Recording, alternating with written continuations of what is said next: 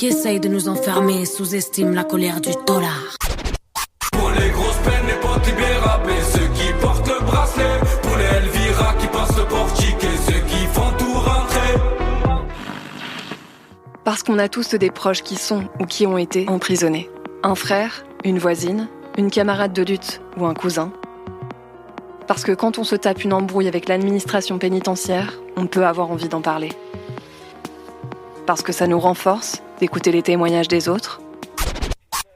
Dedans c'est dur, dehors c'est dur aussi, c'est sorti c'est sûr, le SS et le Mirador me le gâchaient l'envie. À chaque jour suffit sa peine, moi je respire à peine. Le café, les sirènes m'entendent. Ce soit à Fleury ou à Fresnes, le daron fait la tienne et moi je traîne celle dehors. Politiqueur dehors, petit frère emprisonné. Je me demande quoi écrire dans mes lettres, qui passera sous la censure, se fera rire. 1 heure pour se raconter des bouts de vie, à bout de souffle. Parce que la radio permet de communiquer par-dessus les murs de la tôle. Parce qu'on n'en peut plus d'entendre que la prison nous protège. Casse-Muraille, une émission pour libérer la parole des prisonniers, des prisonnières et de leurs proches. En direct jusqu'à 18h30 sur Prune 92 FM et sur prune.net. Bonjour, vous êtes à l'écoute de Casse-Muraille. Cette fois-ci encore, on n'est pas en direct, on vous a enregistré cette émission à l'avance. Je suis avec Tim et Clara, bonjour. Salut. Salut. Du coup, cette émission, c'est la suite de l'émission de la semaine dernière. En fait, on était à la commémoration qui a eu lieu suite à la mort de Babacar Gaye, qui a été tué par la police en décembre 2015. Et là, c'était à l'occasion des 10 ans de sa mort. C'est un événement qui était à la fois commémoratif et revendicatif pour dénoncer les violences policières. Et voilà. Et les violences d'État en général. Parce que c'est vrai qu'il y a eu peut-être moins de prise de parole, surtout dans le premier montage, par rapport aux violences pénitentiaires. Mais dans le réseau d'entraide Vérité-Justice, il y a aussi des gens qui sont concernés par les violences pénitentiaires. Et voilà, du coup, pour nous, c'est un grand tout. De toute façon, on lutte contre la machine pénale, contre le système pénal en général. Et donc, forcément, dans les gens qui se mangent sa répression, il y a aussi des gens qui sont concernés par la prison. Oui, d'ailleurs, dans les collectifs Entraide Vérité Justice, ça a mis du temps à ce que tout le monde, comme ça, se rencontre et réussisse à partager les différentes expériences qu'il y a de violence d'État. Et maintenant, ça fait vraiment un mouvement que moi, je trouve qui est assez fort parce que du coup, il regroupe vraiment plein de gens qui ont vécu des expériences très, très dures de répression. Et du coup, je vous souhaite une bonne écoute pour écouter cette émission. Pour partager ton histoire, dénoncer ce que tu affrontes ou tout simplement envoyer de la force à l'intérieur, appel et SMS au 07 82 98 43 59.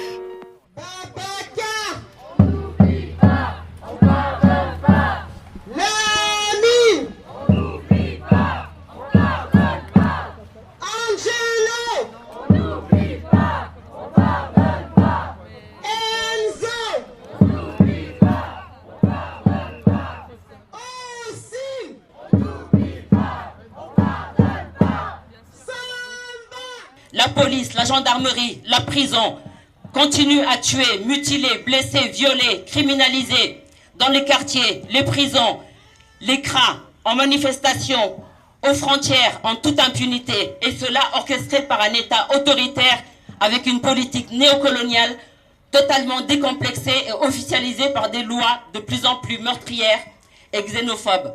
Police nationale, milice coloniale, police nationale, milice coloniale, police nationale, milice coloniale. Toutes ces lois sont votées à l'Assemblée nationale, là où s'élève fièrement la statue de Jean-Baptiste Colbert, ministre de Louis XIV. Ce Colbert a été à l'initiative du Code noir, rédigé en 1685 et qui a légiféré sur l'esclavage et dans les colonies françaises. Et pourtant, des noms de victimes tuées ou blessées par l'État policier dans les prisons, les CRA, l'enfermement psychiatrique ont résonné dans les murs de l'Assemblée nationale par les élus, celles et ceux qui marchent à nos côtés, contre les violences, les crimes et racisme d'État. Celles et ceux qui entendent depuis des décennies nos pleurs, nos souffrances, nos colères et nos revendications. Celles et ceux qui nous invitent autour des niches parlementaires, et j'en passe. Et pourtant, la situation ne s'arrange pas. L'État policier est de plus en plus militarisé, protégé par des lois comme l'article L435-1, qui est un permis de tuer en cas de refus d'obtempérer. Et l'impunité accordée par l'appareil judiciaire perdure par des classements sans suite, des non-lieux, des acquittements, des sursis et tant d'autres violences judiciaires. N'oublions pas que derrière ces noms de victimes tuées ou survivantes, il y a des hommes, des femmes, des enfants, toute une famille meurtrie, en colère mais déterminée. Le temps du déni et de l'ignorance et de l'hypocrisie est passé. Nous exigeons l'abrogation de toutes les lois racistes et meurtrières et l'application du droit pénal aux agents et agentes assermentés. Personne n'est au-dessus des lois. Depuis le gouvernement Macron, le nombre de personnes tuées, blessées, mutilées, violées par la police, la gendarmerie et la prison a explosé. Nous sommes dans un état de droit où le droit ne s'applique pas, dès lors que les mises en cause sont des policiers, gendarmes, surveillantes pénitentiaires. Les violences judiciaires sont une énième étape après la violence policière. Les victimes sont confrontées à énormément d'obstacles pour espérer obtenir justice, entre les frais d'avocat coûteux, procédures longues et lentes, enquêtes bâclées, reconstitutions inexistantes ou bâclées, difficultés à obtenir des vidéos, difficultés à identifier l'auteur, témoins non entendus, perte ou destruction des scellés, faux et usage de faux en écriture publique, criminalisation de la victime, psychophobie, difficulté à faire entendre le racisme subi. Le constat est que la justice ne rend pas justice, malgré les preuves et éléments scientifiques qu'elle a entre les mains. Nous attendons que la justice, qu'elle soit juste, tant que c'est l'IGPN et ou l'IGGN qui enquêtent sur des agents assermentés, des potentiels collègues, justice ne sera jamais rendue à la hauteur de la violence ou des crimes commis. Oui, il faut changer tout, à commencer par l'IGPN et l'IGGN. Police des polices, pourquoi il faut tout changer? C'est le nom du rapport d'enquête que Flagrant Délit a publié le 18 novembre dernier. Cette enquête démontre qu'à mesure que le nombre d'enquêtes pour violences policières augmente, la capacité de l'IGPN baisse. En 2024, l'inspection affiche le nombre d'agents le plus bas depuis qu'elle rend compte publiquement de son activité, en 2017. Et ce manque de personnel est particulièrement criant au pôle chargé des enquêtes administratives et judiciaires, où plus du quart de l'effectif théorique n'est pas pourvu. En conséquence, d'autres services, comme les cellules déontologie, qui représentent encore moins de garanties d'indépendance que l'IGPN, jouent un rôle de plus en plus central. Les enquêtes de ces cellules déontologie se font avec une dépendance encore plus forte à l'institution, à la hiérarchie policière et avec des moyens encore plus faibles que ceux de l'IGPN. Nous dénonçons l'opacité du travail des polices, ainsi que leur double dépendance, une dépendance verticale envers le ministère de l'Intérieur et horizontale puisque le cas des cellules déontologie, qui ne sont rien de moins que des services internes à la police, se situant dans des commissariats, dont avec une proximité hiérarchique, humaine et géographique. Les enquêteurs peuvent connaître les policiers mis en cause. Résultat, comme le prouvent des données statistiques du ministère de la Justice, le taux d'élucidation des affaires de violences policières baisse depuis 2016. L'objectif de cette enquête pénale, à savoir retrouver des auteurs, n'est même plus assuré dans la moitié des cas de violences policières. Pour des raisons d'organisation, de doctrine et de moyens, nos droits sont bafoués. Autrement dit, pour des faits de violence, un policier a 2 fois plus de chances d'échapper à la justice qu'un autre justiciable. C'est la conclusion implacable de ce rapport. L'impunité policière augmente. Si le pouvoir judiciaire reste passif, c'est l'exécutif persiste à durcir sa doctrine d'intervention des forces de l'ordre alors que la balle est dans le camp du législateur. Aujourd'hui, nous avons besoin d'une enquête parlementaire approfondie pour répondre aux questions que le rapport laisse ouvertes, que se font exactement les cellules déontologie. Pourquoi les parquets sont-ils si peu enclins à poursuivre les policiers? Comment leur donner plus d'indépendance? Comment revenir vers un taux d'élucidation des affaires qui attestent de l'état de droit? Les médias ont largement couvert la publication de ce rapport par flagrant délit, au point de faire réagir le patron de l'IGPN qui a dit vouloir remédier au risque de conflit d'intérêts présentés par les cellules de déontologie dans les départements. En parallèle, 2 députés qui ont écrit au président de la commission des lois pour initier une enquête parlementaire. Ce dont nous sommes sûrs, c'est qu'il est grand temps de légiférer. Pas de justice! Pas de justice!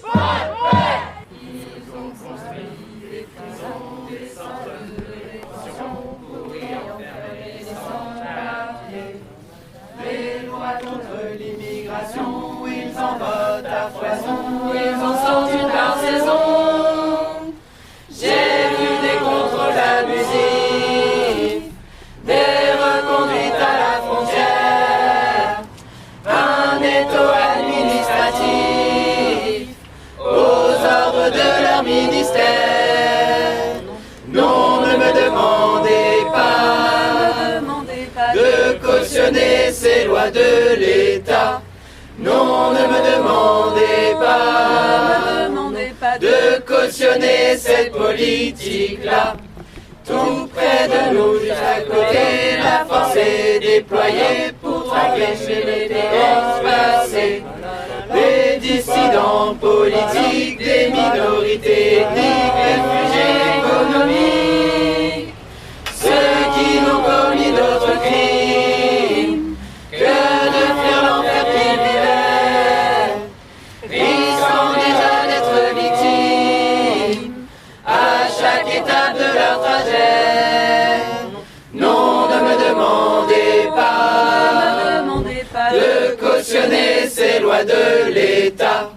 Non, ne me demandez pas de cautionner cette politique-là. Derrière chez moi, il y avait un enfant, un écolier, ses parents demandaient des papiers. Mais un jour, 22 policiers sont venus arrêter son père qui allait le chercher. J'ai vu s'envoler un charter, j'ai entendu le gosse hurler.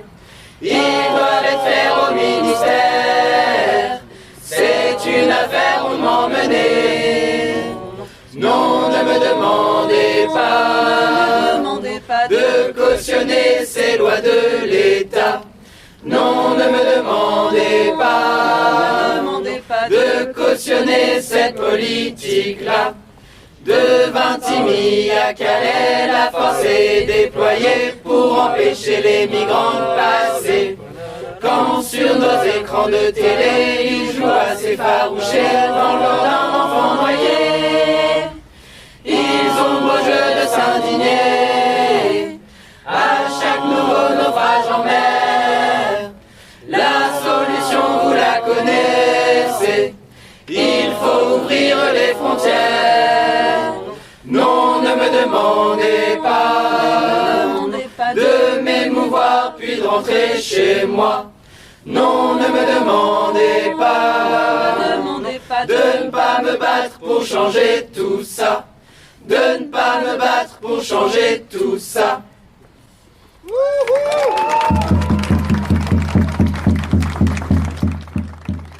Ouais, Abdelmajid de Lorient, Jamel d'Angers, militant de quartier populaire. Bon, il y a un petit monsieur qui est passé tout à l'heure. Personne n'a réagi, et c'est peut-être mieux comme ça, qui a dit enfoiré de merde. En fait, il s'adressait aux agents d'État. Il s'adressait aux agents d'État, enfoiré de merde. Effectivement, si on est là aujourd'hui, et si on se doit d'être là aujourd'hui, en convergence, en alliance, en soutien avec toutes les familles de victimes, en province notamment, puisque c'est vrai que des fois des choses se concentrent beaucoup en région parisienne, et sans concurrence, je dis ça, c'est important de considérer aussi ce qui se passe de manière parfois invisible dans toutes les villes de province, dans tous les quartiers populaires de province.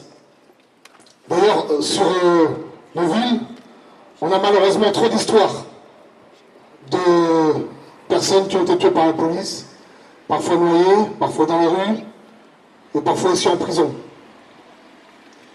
Ce qui est sûr, c'est que quand vous avez entendu nos sœurs, Awa et Aurélie, retenez bien ce qu'elles ont dit. Dans leur cas, malheureusement, du meurtre, du crime qui a été commis par l'État et par les agents d'État, et comme dans d'autres cas, les flics, les gendarmes ont tué directement la personne, ont exécuté la personne.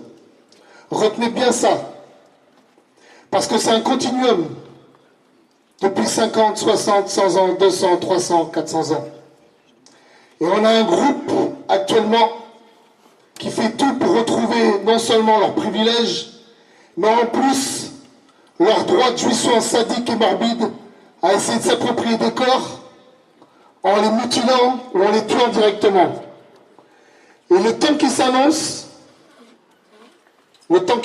à venir, fait qu'à partir des images qu'on voit notamment des camarades aux États-Unis, la politique extrême droite de Trump, on sait très bien ce qui va être en train de se mettre en place et qui s'est déjà mis en place. Le contrat social est rompu. Le contrat social est rompu.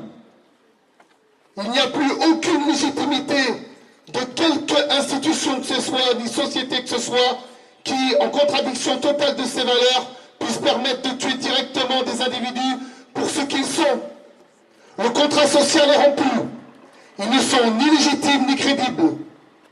On peut toujours trouver des leviers stratégiques pour essayer malgré tout d'exister politiquement, faire en sorte de converger, faire en sorte de manifester, faire en sorte... Mais là, ce qui va nous arriver fait qu'on se doit d'essayer de réfléchir tous en commun pour se préparer au pire qui nous arrive. Et certains vont dire, oui, alors attention, s'alarmer, c'est pas... Non, c'est être réaliste et se préparer au pire.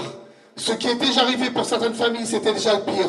Et moi, je retiens parmi tous les exemples qu'il y a eu, parce qu'on en a malheureusement beaucoup, et dernièrement à Lorient aussi, il y a des choses comme ça qui nous font flop. Tout nous bouscule jusqu'à nos entrailles. Et je pense à Rayana aussi, à sa famille. 5 juin 2022, dans une voiture, pour l'histoire de ceinture, où elle, qui était passagère, a été tuée directement d'une balle dans la tête. Des histoires qui continuent avec des gens qui gagnent des cagnottes, des gens qui continuent non seulement d'exercer en plus avec des institutions qui sont complices. Parce qu'en réalité, c'est tout un système. Et quand il est passé, ce monsieur, même si on sait à qui ça s'adressait, effectivement, putain d'enfoiré de merde de système, putain d'enfoiré de merde d'État, putain d'enfoiré de merde de flics véreux, putain d'enfoiré de merde de tous ceux qui sont complices des génocides, de tous ceux qui jouissent de voir la souffrance, de voir des familles souffrir, de voir des gens se faire tuer. Ces gens-là n'ont pas le droit au chapitre, le contrat social est rompu, et il n'y a pas de honte à avoir comme objectif une révolution salutaire.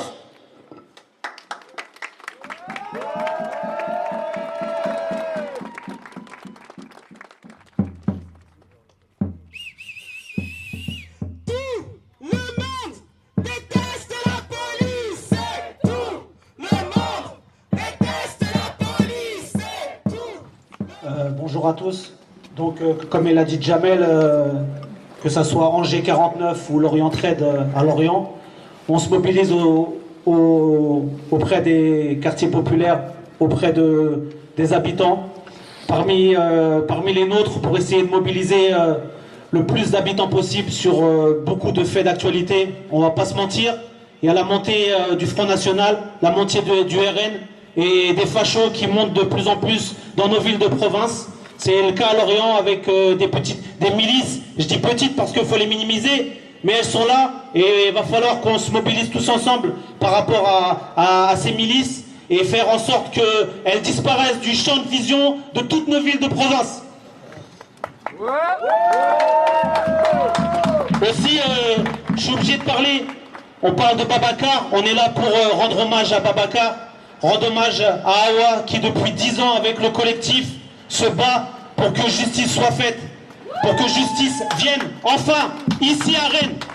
Et on se bat aussi malheureusement pour d'autres victimes. Et nous à Lorient, le 10 novembre 2025, un de nos frères, Mohamed Ahmed, est décédé, tué de 3 balles par la police, après un contrôle, parce qu'il portait un couteau de poche, un couteau dans sa poche, il a pris 3 balles. Est-ce que c'est possible? Est-ce que c'est concevable qu'un homme se fait contrôler, ils sont 3 policiers et ils prennent 3 balles? Justice pour Mohamed, justice pour Babacar et justice pour toutes les victimes de violences policières.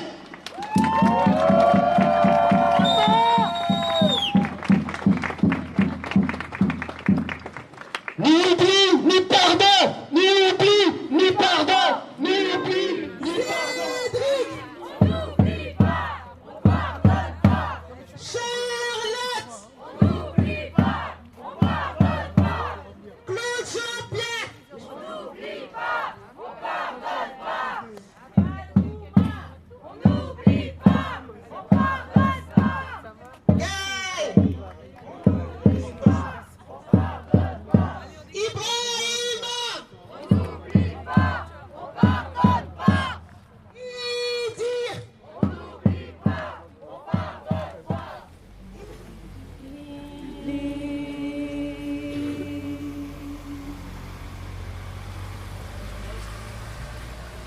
L'hiver vole d'arbre en arbre dans le ciel abandonné, et le feu reste de marbre au fond du cœur exilé.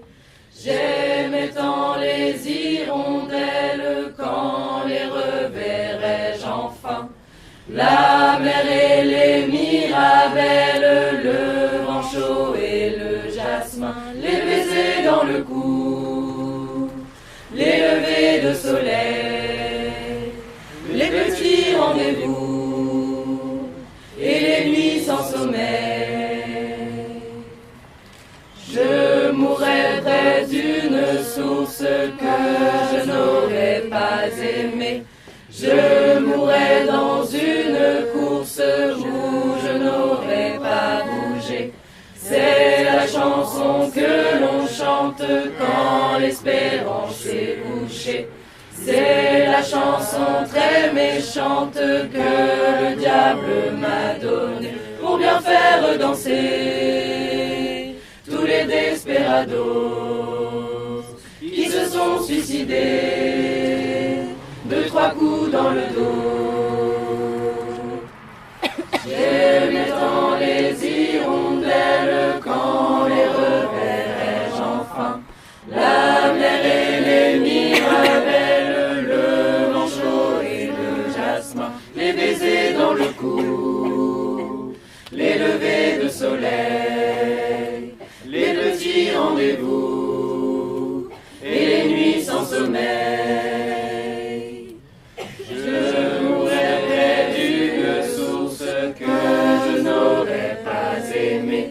Je mourrais dans une course où je n'aurais pas bougé. C'est la chanson que l'on chante quand l'espérance est couchée. C'est la chanson très méchante que le diable m'a donnée pour bien faire danser tous les desperados qui se sont suicidés de 3 coups dans le dos.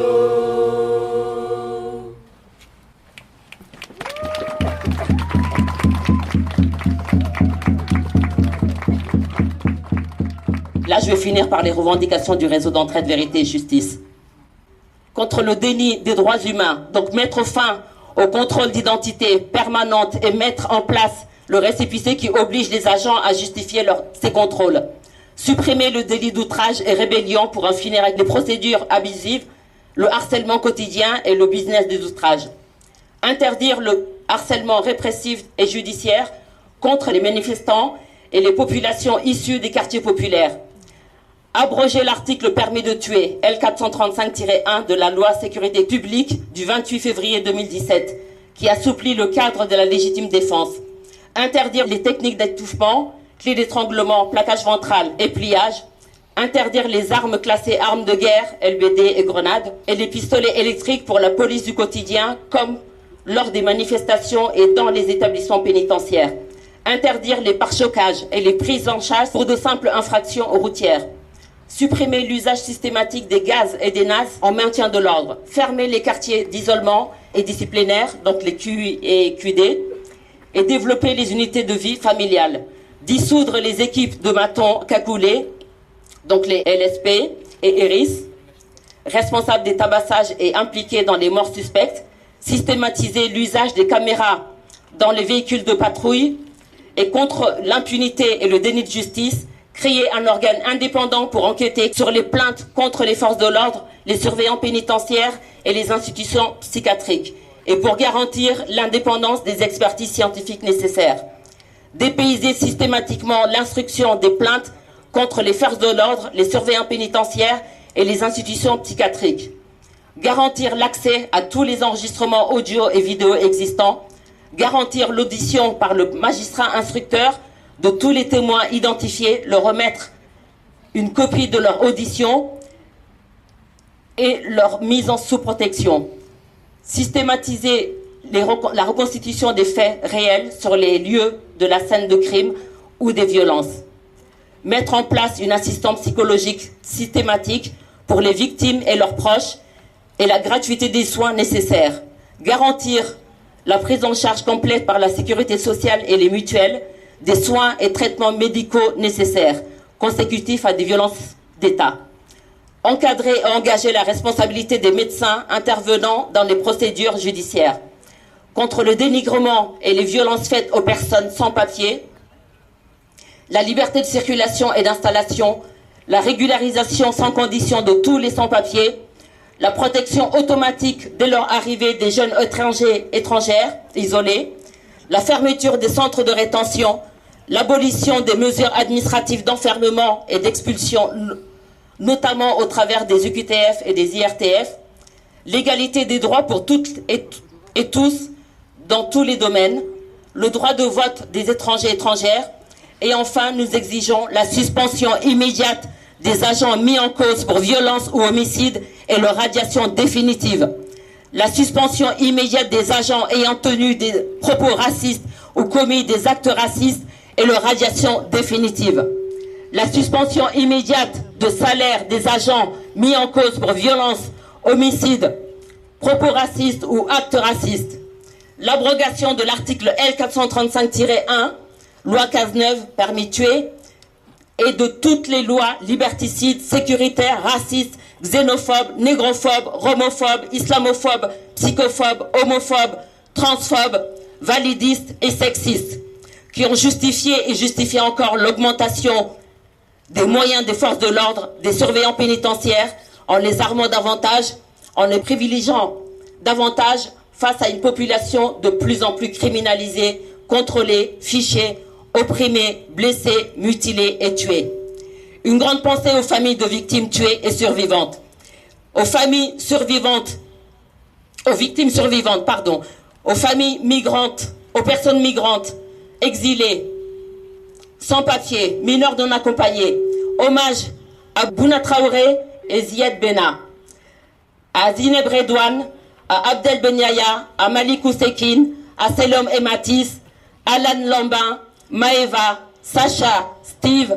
Hommage aux victimes d'hier et d'aujourd'hui. Vérité, justice et réparation pour toutes les victimes et au peuple opprimé. Aucune vie n'est supérieure à une autre vie.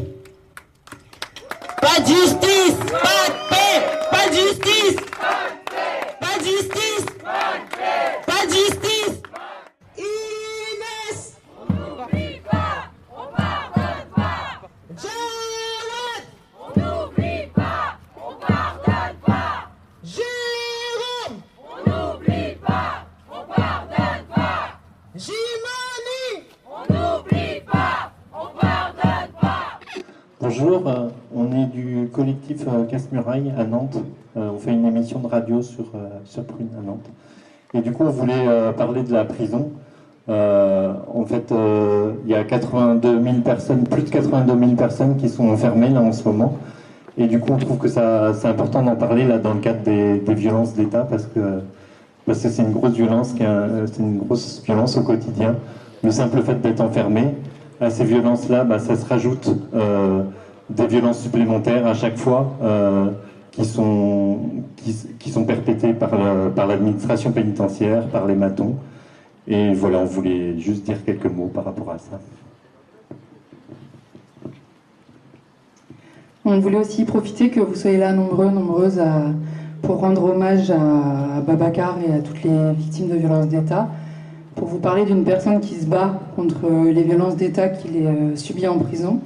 C'est Fabrice Boromé, c'est un prisonnier guadeloupéen qui a été déporté dans les prisons de France en 2011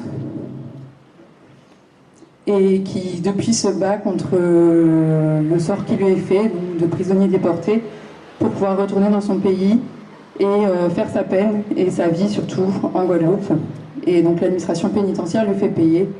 En 2017, il s'est fait agresser par des matons dans une douche dans la maison centrale de Saint-Maur. Ils lui ont envoyé une grenade désencerclante, il a perdu l'usage d'une oreille. Et donc pour ça, il lance une procédure. Donc ce sont ces deux combats du moment, retourner en Guadeloupe et faire reconnaître la culpabilité des matons dans sa mutilation. Aussi, on voulait profiter d'être là pour parler d'une grosse offensive qui se passe dans les prisons en ce moment, avec la mise en place des QLCO, là, toute la pub que Darmanin se fait sur la lutte contre le narcotrafic. Nous, on y voit vraiment un risque énorme et une dégradation des conditions générales de détention, puisqu'en fait, c'est des conditions de détention qui sont trash, mais en plus qui risquent de s'appliquer, de s'étendre au reste de la détention. Voilà, par rapport aux revendications qui sont portées par le réseau Entraide Vérité Justice, par exemple l'abrogation des quartiers d'isolement, l'abrogation des quartiers disciplinaires et tout, et l'allongement des UVF. Par exemple, dans les QLCO, il n'y a plus d'UVF. Du coup, les gens sont déportés, sont emmenés en fait du sud de la France, par exemple, pour être enfermés dans le nord de la France, et il n'y a plus de parloir long. Du coup, les familles seraient censées traverser le territoire pour 1 heure de parloir. Et puis les parloirs, c'est avec hygiaphone, du coup c'est à travers une vitre. Les enfants peuvent être emmenés auprès de leurs parents, de leurs darons enfermés, mais par des matons cagoulés et tout. Du coup, ça fait des trucs où les gamins ils veulent pas y aller. Et voilà, et du coup, on voit une offensive énorme là, sécuritaire qui se passe aussi dans les prisons. Et donc, on voulait témoigner de ça. Et merci pour votre attention.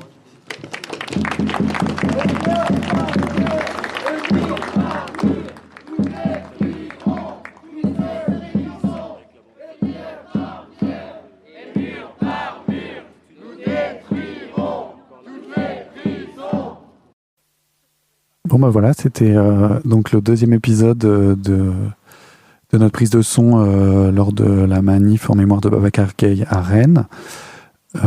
J'espère que ça vous a plu déjà. Et puis...